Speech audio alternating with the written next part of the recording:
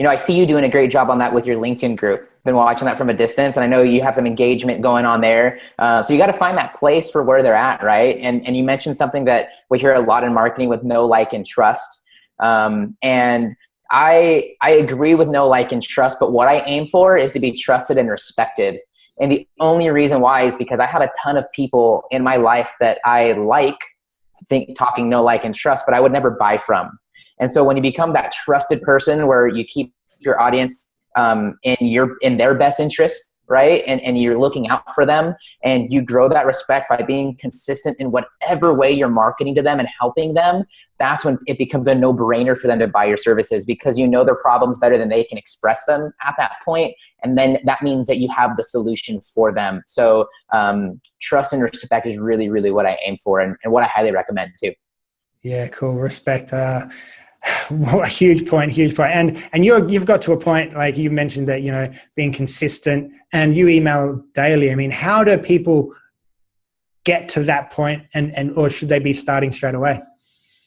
I think you should start straight away, especially if you are at the point where you're just starting your list, under 500 to 300 leads. Okay. And the reason I say that is because writing is one of the most important skills, because you're going to have to do headlines. You're going to have to do copy. You're going to need to know your products and what you offer better than a copywriter does that you can hire. And you're going to be a far better use to people when you can run your own ads, because then you also have a service that you can offer. But when you start emailing daily out of the gate, because you have the unfair advantage of time, you have this kind of novice size, which is a huge advantage in the marketing world that you may not realize, that resonates with people. And you start to attract people one by one as you send that post to Facebook, or you send that post like I do to Cyberdust or to Snapchat or Periscope, wherever your thing is, your LinkedIn group. And as that starts to happen, people will start to gravitate towards you and realize, wow, he's not bragging, or you're not bragging. You're very relatable. You're talking about your vulnerabilities. You're being very human. And that's powerful for getting that trust and that respect, because you're being honest. And it's funny how we have to teach those things and really talk about that. But unfortunately online, it's very easy to not be so honest. And so as you start doing that, put them up on your blog, put them in any place you can, kind of just make them native to wherever you're going to post them.